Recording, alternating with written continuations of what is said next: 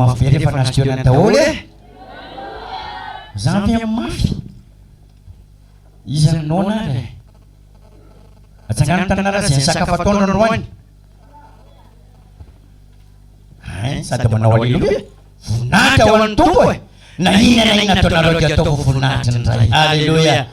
noho izany dia mpifaliana lehibe indray no iaonana ifanatriana tava aminao tonga eto amin'ity alady alevity faly be izay ary ny lanitra ihany koa denoko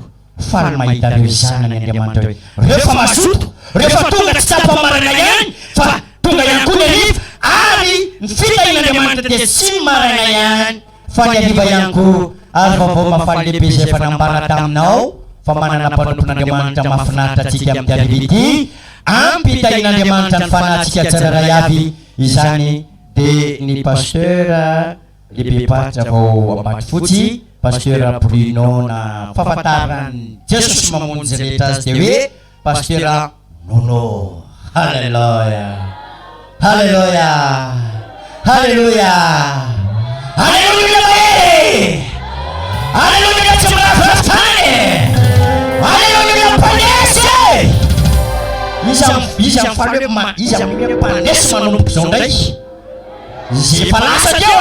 na nisy faharesena na nisy fandresena na nisy fahombiazana na nisy fahombiazana dia lasa ampoany andro ny ratsy misy eo aminy fa androany enona ny vaovao-ndray lela mahery vehivavy mahery miaraka amin'ny Jesosy. Tena mafy Jesosy amin'ny aleloia. Iny ary vonina indray tsika vonina indray leo atsika amin'ny fampona tompo midika leo vonina na ny miaramila izy dia hoe voalay fa eto tonga dia hoe halleluia vonintsika avertsika petsangana relio hitady amin'ny fanatrehan'Andriamanitra mahaiza mitera hoe tena iny tompo mandama amin'ny fiainanao androany tena fitatana ny tompo na mpanompo na izana ianao onarany tsy tary na niny narany tsy tary na niny narany zao ainy tompo mandama amin'ny fiainanao androany dia rehefa nalaminy io dia alamy atraminy farany. Alleluia. Itsangantsika iena dia mampoly sy fitonjato ainy tompony zava-drehetra ainy tompo eny kely tsy novaaiza ao anatin'izany izy zany hotetakyanao amin'ny voninahitran'Andriamanitra anantan'Andriamanitra lehibe mahainy zavatra rehetra mahitarika ny fiainantsika. Ena dia mampoly sy fitonjato